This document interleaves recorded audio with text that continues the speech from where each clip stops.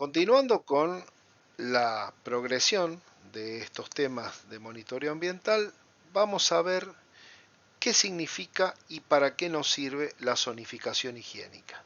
Tenemos 4 zonas por lo general que están globalmente aceptadas, mundialmente aceptadas y reglamentadas. La zona 1, que es la que está en superficie de contacto con alimentos en forma directa. La zona 2, superficies que no entran en contacto con alimentos, pero sí están cerca a los alimentos o a esas zonas de superficie de contacto, es decir, a la zona 1. Por ejemplo, la zona 1 puede ser una mesada donde se corta carne vacuna, y la zona 2, las patas de esa mesada, por ejemplo. La zona 3 ya son superficies más remotas que no entran en contacto con el alimento, pero pueden estar en áreas de procesamiento y pueden contaminar zonas 1 y 2, por ejemplo, paredes, los pisos, los desagües o drenajes de esas zonas 1 y 2 en donde el alimento es tratado. Y finalmente la zona 4 no entra en contacto con el alimento, está fuera del área de procesamiento y desde la cual pueden ingresar patógenos al entorno del procesamiento. La zona 4, como veíamos, es la zona de tránsito de vehículos, de recepción, baños, laboratorio, oficinas, entrada a la planta, etcétera, en donde si no hay medidas de higiene correcta o no se respetan ciertos parámetros de ingreso a zonas controladas, podemos tener, desde luego, contaminación cruzada patógena y no patógena y grave. Bueno, y en definitiva, ¿para qué nos sirve la zonificación higiénica? Este mapeo, este layout de zona que nos piden para realizar en definitiva el monitoreo ambiental. Bueno, justamente es lograr saber qué áreas son las que deben tener, por ejemplo, alto grado de higiene, donde tenemos productos terminados que ya están expuestos o son susceptibles de contaminación, aquellos otros que están listos para consumo, que están pasteurizados, las zonas de material crudo o donde está la materia prima básica, donde también están presentes las buenas prácticas de manufactura o deberían estar. Y finalmente esa parte general, que son los pasillos, los almacenes, las zonas de mantenimiento, oficinas y demás. Huelga decir, como muestra la imagen, que esta zonificación justamente previene la tan temida contaminación cruzada. Y además, el flujo de aire es importante porque debe ser siempre presiones positivas que actúan desde las zonas más peligrosas, o sea, donde más debemos concentrar la higiene, que es la zona 1, a la zona 4. Ese es el flujo que debe tener el aire dentro de nuestra industria. Para esto tenemos que realizar, o la planta debería tener, un proceso de zonificación higiénica de su planta, sobre todo en aquellas donde tengan áreas que se superpongan y que se consideren zonas de alto riesgo y deben ser tratadas en consecuencia. Además, se debe controlar el flujo del personal entre las áreas, como nombramos antes, de zonas crudas, de productos acabados y demás. Asimismo, el tráfico de vehículos y de peatones debe ser limitado lo más posible. Los empleados deben permanecer dentro de su área de trabajo designada y además es beneficioso tener tanto carros como carretillas, elevadoras y otros equipos que sean dedicados exclusivamente al área en donde están elaborándose los procesos que correspondan. Es decir, que no migren de un área a otra. Los empleados que trabajen en contacto directo con alimentos, con superficies de contacto con alimentos y materiales de envasado, pueden ser y de hecho son muchas veces responsables de contaminaciones cruzadas de patógenos y de los que estamos hablando en mayor grado, listeria y salmonela. Por eso es imprescindible que sobre todo mantengan una buena higiene personal y sepan de qué se trata cuando hablamos de buenas prácticas de manufactura. Ahora pasamos a un tema fundamental dentro de lo que es el monitoreo ambiental, cuál es el control de patógenos y el muestreo. Esto es la base de lo que es el monitoreo ambiental. O sea, tenemos que pasar por todas estas etapas para saber entonces dónde estamos parados, qué tenemos que hacer, a dónde tenemos que muestrear, qué tenemos que muestrear, cómo, qué frecuencia de muestreo tenemos que hacer y cómo actuar, por supuesto, en el caso de los positivos. Todo esto a partir de ahora. Bueno, aquí lo que mostramos es un poco, como decíamos, lo ideal, que a veces no existe o es muy difícil de alcanzar. Es decir, separar productos crudos de los listos para consumo es algo que cae de su peso, más buenas prácticas de manufactura, que ya sabemos de memoria qué son y cómo se aplican, o qué son y cómo deberían aplicarse, más el diseño sanitario de instalaciones y equipos, más los procedimientos y controles eficaces de limpieza y sanitización, más el monitoreo ambiental de patógeno.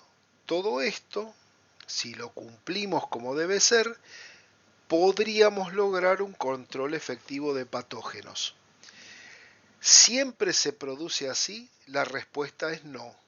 Lamentablemente siempre tenemos algún tipo de problema y siempre debemos encontrar positivos.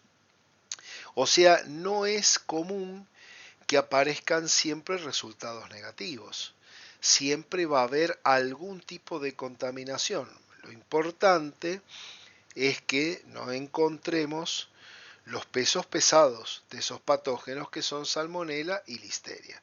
Puede haber alguna proliferación de flora micótica total o de aerobios mesófilos, etcétera, de acuerdo a la industria de que se trate, pero lo importante es el control efectivo de estos patógenos que son los verdaderamente problemáticos. Otro de los conceptos a tener en cuenta es la diferencia que tenemos entre zona y sitio o lugar de muestreo. Las zonas ya vimos cuáles son. Zona 1, zona 2, zona 3, zona 4, de acuerdo a que tenga contacto con alimento o no.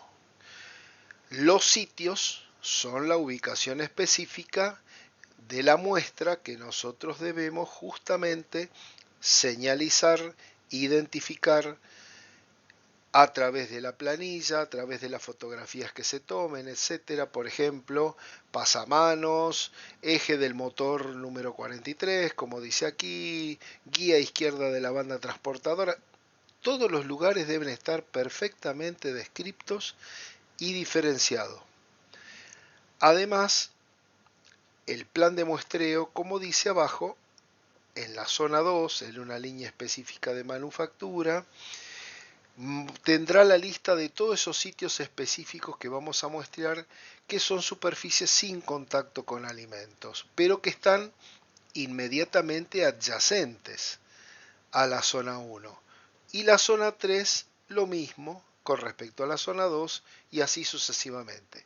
Teniendo en cuenta que la gran cantidad, el gran porcentaje de muestras va a estar en la zona 1, que es la zona que está en íntimo contacto con el alimento.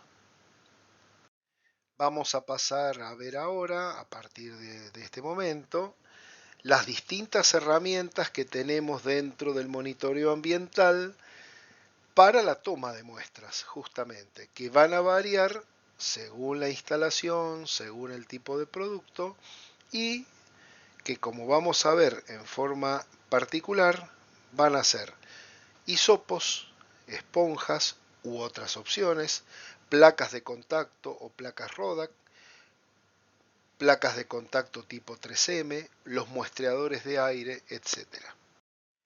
Las técnicas de análisis microbiológico más utilizadas para verificar el grado de desinfección de las instalaciones tras un proceso de POES son aquellas que se realizan mediante toma de muestra con placas de contacto y escobillado, hisopado o escobillonado de las superficies higienizadas.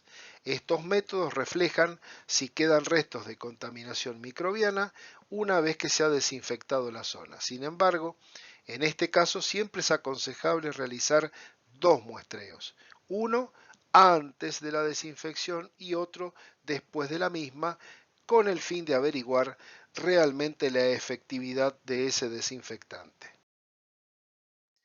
Por último, analizamos el método de la esponja. Antes de la toma de muestra se deberá humedecer la misma en el diluyente y al colocarla en la bolsa vamos a efectuar sobre la misma un ligero masaje para la liberación de los microorganismos. Eh, Obviamente que la sumergimos en una bolsa estéril con un volumen de diluyente conocido. Por ejemplo, lo mejor por práctica y por consejo de los laboratorios que venden estos kits son usar sobre una superficie de 100 centímetros cuadrados e introducir en diluyente de 100 centímetros cúbicos. Si se trabaja en un laboratorio externo a la planta, tanto las esponjas como los hisopos se refrigeran de 2 a 8 grados y dentro de las 4 horas siguientes se procesan y no tenerlos más de 24 horas. Las placas de Rodack o similar se deben incubar también dentro de las 4 horas, siempre y cuando lo trabaje un laboratorio ajeno a la planta. Y si no, ni bien se toma la muestra, se incuba para que la técnica sea lo más rápida y efectiva y eficaz posible. Bueno, y aprovecho esta posibilidad de esta placa para mostrarles las esponjas como vienen para uso industrial, es decir, con mango o sin mango, para ser utilizadas en superficie, y van a ver en la placa siguiente eh, un vídeo que explica un poco cómo es este sistema de la toma de muestra con esponjas. En esta placa podemos observar una imagen en donde nosotros tenemos medio de transporte del tipo Stuart para llevar la muestra al laboratorio que puede recibir o una esponja o un hisopo, pero tiene la característica de que ya está identificada por el color la zona donde vamos a muestrear. Es decir, lo único que tendríamos que poner aquí en el protocolo de la toma de muestra es el lugar en donde se toma la muestra, pero ya la zona está identificada con un color, lo cual es obviamente para evitar cualquier tipo de eh, problema de cambio de muestra o de equivocación en el procesamiento de la misma, etcétera. A su vez, las placas de contacto, como las placas Rodack, son en general no tanto las más adecuadas para la evaluación de la eficacia de los infectantes, pero sí son muy usadas, puesto que lamentablemente son solamente eficaces en superficies lisas o llanas con recuentos microbianos bajos, ya que no es posible hacer diluciones. Asimismo, otra desventaja que presenta esta placa de contacto es que no permite estudio de los biofilms adheridos en la superficie porque tenemos que La determinación de los mismos se realiza haciendo una ruptura de la estructura. En cuanto a la técnica del escobillado, el principal problema radica en que hay variaciones individuales en la forma de hisopar esas superficies. Debido a ello, no suele ser reproducible, observándose una elevada variabilidad de recuentos por área de muestra. También otro inconveniente que presenta el escobillado o hisopado es que los microorganismos adheridos y los biofilms en general no se recuperan bien con el hisopo o bien quedan retenidos en el capuchón y no son transferidos a los medios de transporte o de cultivo. Otra desventaja de las técnicas basadas en la microbiología clásica es la obtención de resultados. Tanto las técnicas del escobillado por la aplicación de la aplicación de la placa Rodack son lentas debido a su incubación previa a la lectura. Los resultados no se obtienen sino hasta 48 horas como mínimo post toma de muestra, etcétera. En el caso de los resultados no satisfactorios no es posible adoptar medida correctora inmediata, por lo que desde el punto de vista no serían útiles para ejecutar planes de vigilancia en el sistema de autocontrol. Por ende, en la actualidad, año 2022, todavía no existe un método de control de superficie sólido para adoptarlo como estándar a nivel internacional y oficial. Muchas técnicas denominadas técnicas rápidas se desarrollaron para aplicaciones clínicas allí por los años 60 y 70, siendo posteriormente adaptadas para su uso en alimentos, y realmente vamos 10 años atrasados con respecto al área médica en la parte alimentaria. Sin embargo, durante la última década existe un crecimiento de interés en el ámbito internacional en la adaptación y la investigación de métodos rápidos en el campo de la microbiología de los alimentos, porque tenemos necesidad de reducir tiempos de detección de microorganismos y por ende se han desarrollado nuevas metodologías que permiten con la misma fiabilidad, reproducibilidad y repetitividad que los ensayos clásicos, la certificación de calidad en los productos alimentarios.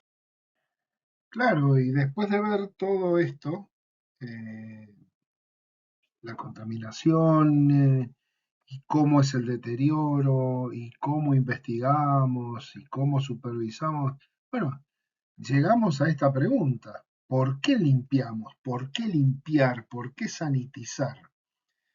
Obviamente, por todo lo que ya hemos visto, es sumamente importante y tiene un solo objetivo fundamental, que es evitar esa adulteración, si se quiere, ese deterioro, esa degradación del alimento o de nuestras bebidas fermentadas o de lo que estemos produciendo en toda la cadena de producción a través de contaminantes que pueden ser incidentales.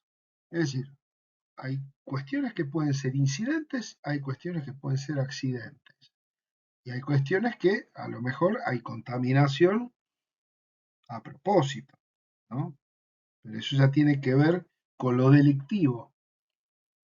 Entonces, hay que ver que tenemos 6 factores que interactúan y que llegan a ser la razón principal del por qué debe ser un programa de limpieza, no solamente implementado, sino efectivamente validado. 1. La contaminación biológica. 2. El contacto cruzado o contaminación cruzada. 3. La calidad del producto que estamos nosotros elaborando. 4. La operatividad del equipo. 5. El manejo y control de plagas. Y 6. El cumplimiento regulatorio. Obviamente que nuestra planta de producción tiene que estar visada, reglamentada y oficialmente habilitada. Bueno, esto tiene un seguimiento, una auditoría, una inspección que normalmente se basa en normas nacionales o internacionales que hacen que esto también esté dentro de las llamadas buenas prácticas de manufactura. Volviendo a insistir Entonces, con lo que habíamos dicho anteriormente, nuestra bebida fermentada, nuestra cerveza, por ser justamente una bebida fermentada, posee una actividad microbiana que se encuentra presente en todo su proceso de elaboración para llegar a buen puerto con ese producto final. Como dijimos, su proceso microbiano más importante es la fermentación por medio de Saccharomyces en el extracto de un cereal, pero hay otros microorganismos indeseados que, como vimos y analizamos, pueden estar presentes en el proceso. Sin embargo, están limitados por ese ambiente restrictivo que le da la misma cerveza.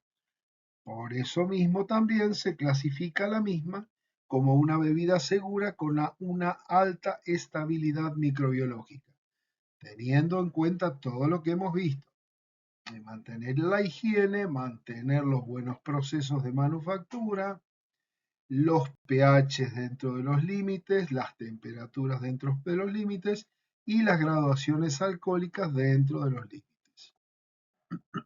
Así todo acá en Argentina, por ejemplo, tenemos que no hay especificaciones oficiales en el Codex Alimentarius a nivel mundial, ni en el Código Alimentario Argentino respecto a lo que son criterios microbiológicos de la cerveza en sí, hasta hoy, por lo menos. Por eso es que después vamos a ver en unas placas sucesivas lo que pudimos rescatar de la República de Ecuador, que sí tiene un pequeño apartado que nos habla de cuánto es el límite deseado o indeseado de contaminante. Obviamente, por un criterio simple, es decir, analiza no presencia o ausencia, ya que si hay presencia, vamos a tener un deterioro tal del producto que no va a ser apto para su consumo. Entonces, esto es, a lo mejor, pienso yo, razones más que obvias como para no decir hasta tantos contaminantes por mililitro o unidades formadoras de colonia. Volvemos a recordar entonces que la mayoría de aquellos potenciales contaminantes de la cerveza y de las demás bebidas fermentadas, quiero recalcar que tomamos como ejemplo la cerveza porque es la que quizá presenta con más frecuencia deterioros en su composición, en su estabilidad, en su inocuidad y aptitud versus los vinos o las sidras, por ejemplo. Y tiene que ver con lo que nos cansamos de hablar y repetir. Equipos, instalaciones mal higienizadas, mal sanitizadas, mal mantenidas, y ni que hablar de materias primas que junto con el agua de elaboración, la malta, el lúpulo, etcétera, pueden ya venir con un grado de infección bacteriana importante. Entonces, esto hay que tratar de cuidarlo, hay que tratar de eliminarlo para no tener desagradables sorpresas tanto en el mosto como en la preparación final y embotellamiento de la cerveza. Y acá está un poco lo que hablábamos recién. En el año 2013, Ecuador, en su norma técnica INEN 2262, en el apartado bebidas alcohólicas cervezas, da como requisitos valores aceptables de aerobios mesófilos totales de 0 a 10 unidades formadoras de colonia por mililitro. Inaceptables, mayor a 10 unidades formadoras de colonia por mililitro o centímetro cuadrado, de acuerdo a que la muestra se tome en el líquido o se tome en superficies. Para enterobacterias, valores aceptables de 0 a 1 unidades formadoras de colonia por centímetro cuadrado o mililitro, y mayor a 1 ya se considera inaceptable. Y en esa misma norma técnica de Ecuador nos da, por ejemplo, un pantallazo de lo que es en la instalación cervecera el grado de higiene con el nivel de exigencia que la misma puede tener. Por eso tenemos 3 niveles de exigencia: bajo, normal y estricto, y dentro de esos analizamos higiene, aerobios mesófilos totales, coliformes, hongos y levaduras. Para que ustedes se den una idea, por ejemplo, si tenemos un nivel de exigencia bajo, una higiene deficiente será con un recuento mayor a 150 unidades formadoras de colonia de aerobios mesófilos totales en 30 centímetros cuadrados, un recuento de coliformes mayor a 5 unidades formadoras de colonia por 20 centímetros cuadrados, y un recuento de flora micótica total, mohos y levaduras, mayor a 50 unidades formadoras de colonia en 30 centímetros cuadrados. Si el nivel de exigencia es normal, bajan las primeras a mayor a 100, las segundas mayor a 3 y las terceras mayor a 30. Por último, si nosotros tenemos un nivel de exigencia estricto, como debería ser una línea de llenado y de producción de cervezas, por ejemplo, o de cualquier otra bebida fermentada,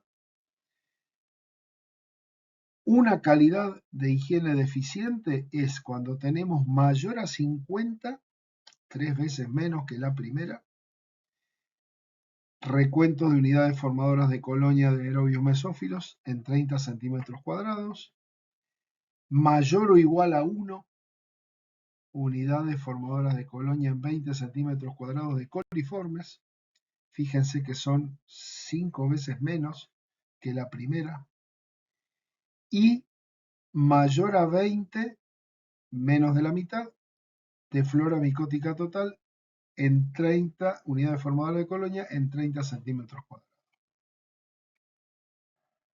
Esta imagen entonces es un poco una ayuda a memoria de todo lo que hasta ahora hemos analizado. Esta contaminación microbiana, ¿dónde se reporta? ¿En qué etapa de producción? ¿En qué proceso? Bueno, por ejemplo, tenemos las enterobacterias, los bacilos, pseudomonas, lactobacillus, acetobacter, etcétera, etcétera. ¿Dónde se reporta esta mayor cantidad de gente? En la malta, en el macerado previo. Las enterobacterias vuelven a aparecer en el mosto, vuelven a aparecer en la levadura que podemos tener contaminada, el cultivo puro de levadura. En los procesos fermentativos, como dijimos, lactobacillus y pediococcus, los marcados en negrita son los más peligrosos, los más presentes, los que tienen más porcentaje. Y cuando después terminamos con el reposo y el embotellado final, otra vez, lactobacillus, pediococcus, megasphaera pectinatus como los más importantes. Otro cuadro, imagen, esquema, ayuda a memoria de esta contaminación microbiana en bebidas fermentadas es marcar la etapa del proceso de elaboración del producto, los cambios físico-químicos que cada proceso conlleva, y en rojo resaltamos la parte de ese proceso donde tanto el mosto como la cerveza van a ser más vulnerables a la contaminación bacteriana, porque después de la ebullición se supone que el mosto quedaría efectivamente estéril si se tienen en cuenta todo lo que hasta ahora hemos hablado. Por eso, cuando hacemos el malteado, vamos a tener cambios en la humedad de todo ese producto. Después viene una molienda, la maceración a 55 grados, la extracción del líquido, la ebullición del mismo, y acá empieza el problema, donde estamos haciendo el enfriamiento y la oxigenación en la etapa de fermentación con el metabolismo microbiano, la filtración, el gobierno con reposo en frío, análisis de parámetros de calidad y el envasado final con la exposición al ambiente. Estos últimos 5 procesos, 5 pasos, son los que están más expuestos y donde hay mayor vulnerabilidad a que los factores de deterioro biológicos puedan actuar sobre esos procesos. Pasando a la parte específica del laboratorio, para poder investigar este tipo de contaminación, tenemos que normalmente las cervecerías, las plantas productoras de cerveza y de otras bebidas fermentadas, dependen de medios clásicos de cultivo combinados con caracterización fenotípica de esos aislamientos. Por ende, dependiendo del microorganismo que estemos investigando, buscando, queriendo aislar, vamos a tener, por supuesto, distintos medios de cultivo y distintas marchas. Por supuesto que existen medios que para investigar bacterias que alteran la cerveza, tomamos como base de estos considerandos a la Unión Europea a través de la Convención Cervecera de Europa, que son los que recomiendan para Lactobacillus y Pediococcus los medios que figuran en la imagen. Por ejemplo, el MRS, Man Rogosa Sharp, el Racarrey y el UVA, que es Agar Universal de Cerveza. Por supuesto que estas son recomendaciones que se encuentran no solamente documentadas, sino estudiadas y validadas. Como les decíamos al principio, es muy difícil encontrar bibliografía actualizada y mundialmente estabilizada, digamos, que sea normatizada en todo el mundo en base a estos productos. Vinos, cervezas artesanales, sidras. Entonces hemos tratado de compaginar lo que tenemos a mano y que sea de un peso específico razonable, como por ejemplo el caso de la Unión Europea que se aplica en otros países del mundo. También está estudiado y hay varias tesis que hemos podido encontrar al respecto a través de la web, sobre todo una muy interesante que se realizó en España hace poco tiempo atrás, pocos años atrás, en donde especifica de que es muy poco probable que, que se den contaminaciones accidentales con pectinatus, pero sí habitan permanentemente en ciertos entornos dentro de la cervecería por sus características propias. Por ejemplo, acá en estos estudios se encontraban cepas serológicamente idénticas en la misma fábrica con intervalos de 4 años. Y se supone que en 4 años hay etapas de desinfección, de higienización, de sanitización, etc. Y a pesar de ser anaerobias estas bacterias, su presencia en los aerosoles, alrededor sobre todo de las llenadoras, como vemos en imagen, por cierto periodo de tiempo se estimaba o se colegía que podía ser una posible fuente de contaminación. Sabemos que a veces los números más altos de microorganismos en estos ambientes de producción se dan en el aire, alrededor de estas llenadoras. Por eso es importante también el monitoreo ambiental, no solamente de superficie, sino del aire. Y parece ser que debido a aerosolización continua de la cerveza, bueno, esto se dé. No olvidemos que son procesos continuos y que si el organismo está ahí, contaminante, va a ser muy difícil erradicarlo. Por último, le queremos dejar las 3 normas ISO más importantes que, a nuestro entender, se utilizan en la industria de bebidas fermentadas para investigación también de otros patógenos como ser flora micótica total, mohos y levaduras, que es la ISO 21527-2 del año 2008, revisada en el 2018, en donde presenta toda la técnica con justamente la marcha de, de este tipo de investigación de patógeno y que, como les dije, es la que se encuentra legislada y oficialmente aceptada. Otra marcha importante es la de los aerobios mesófilos totales, que está reglamentada por la norma ISO 4833-1 del año 2013, que es el recuento por vertido en placa.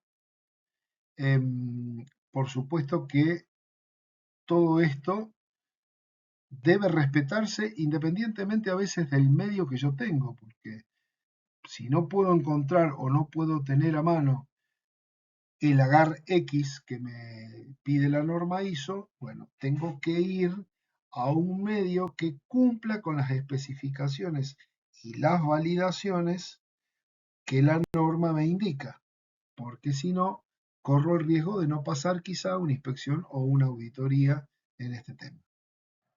Y por último, tenemos la investigación o el aislamiento de los lactobacilos, que se hace a través o según lo reglamentado en la norma ISO 15214 de 1998, confirmada en el año 2021.